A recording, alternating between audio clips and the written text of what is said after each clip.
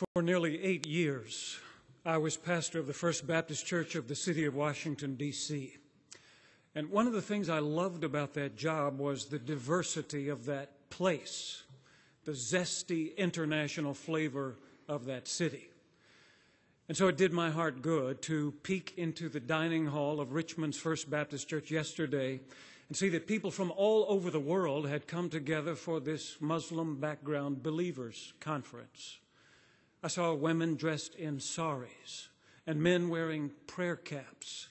I saw people with brown and black and yellow skin, some of them speaking English with an accent, some of them not speaking English at all. One of the organizers came to me in the hallway and thanked me for the hospitality that was being shown by First Baptist Church. And I was grateful to hear him say that our volunteers had been wonderful, bending over backward to meet every need.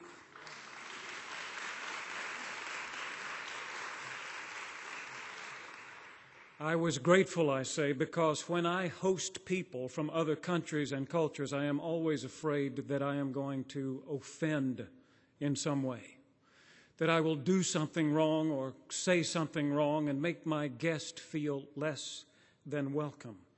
I kept wanting to say to our volunteers over the weekend, be careful, be thoughtful, be sensitive. And so I was grateful to hear that they had done a beautiful job. They had offered nothing but warm Christian hospitality, which is more than I can say for Jesus. In our gospel reading for today, Jesus leaves Galilee and goes up to the region of Tyre on the Mediterranean coast. While he is there, he is approached by a Syrophoenician woman, a Gentile, who begs him to heal her demon-possessed daughter. Now, Jesus has been approached by thousands of his fellow Israelites in the preceding weeks, and each time he has responded to their request graciously, compassionately. When they have asked him to help and heal, he has healed and helped. He has raised the dead and cleansed the lepers and cast out demons and cured the sick. Every time he has been asked, he has responded, but not this time. This time, confronted by this foreign woman, this Syrophoenician, this Gentile, he says, it isn't right to take the children's food and throw it to the dogs. And I can hardly believe that he said it. If he were a volunteer at our Muslim Background Believers Conference, I would have pulled him aside and said, no, no, no, no. That's not how we talk to people from other countries and cultures. We show a good bit more respect than that. But this is Jesus talking. And you don't correct Jesus, do you? So I've spent a lot of time in the last week thinking about what Jesus says here and wondering if there is any way to excuse his behavior. And in the end, I have concluded that Jesus may have been suffering from something the professionals call compassion fatigue, that he had helped and healed so many people that when this woman came to him, he had nothing left to give. Consider the evidence. At the end of chapter 6, Mark says that Jesus couldn't go anywhere without being recognized. And people were rushing around bringing their sick on mats to wherever he was. And wherever he went, into villages or cities or farms, I say, people came to him carrying their sick on mats, laying them in the marketplaces, and they begged him that they might touch even the fringe of his cloak.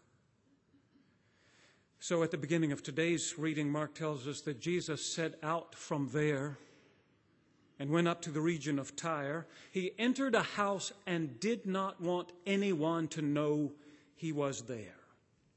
Why? Because he needed a break. And yet, Mark says, even there, he could not escape notice. One of the people who noticed him was this Syrophoenician woman.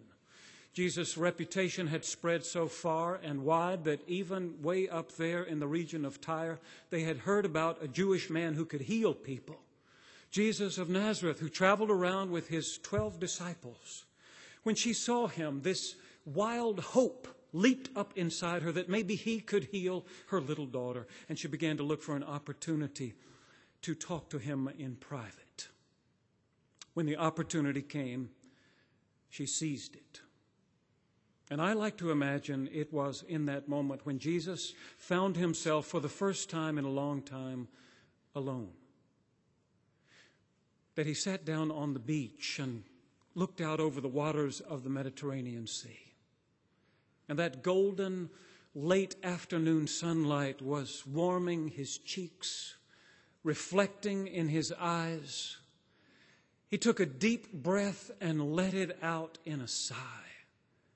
And it was just then, at that moment, that this woman fell down at his feet and begged him to heal her little daughter. Jesus was tired. He was beyond tired. And he had responded to thousands of requests like this in the previous few weeks. He looked at her only long enough to see that she was not one of the lost sheep of the house of Israel, that she was, in fact, a Gentile, a Syrophoenician woman.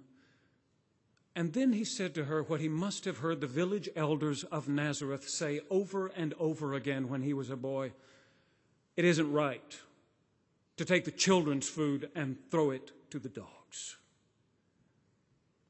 It is a shocking thing to say.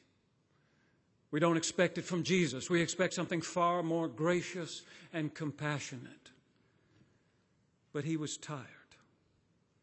Surely we can forgive him for that.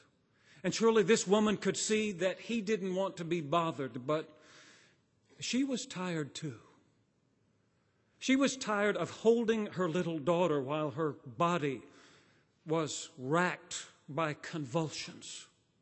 Tired of seeing her eyes roll back in her head. Tired of wiping the foam from around her mouth, mopping the sweat from her fevered brow. She was tired of hearing her little girl, her baby, say to her, "Please, Mommy, make it stop." And she was not too proud to beg.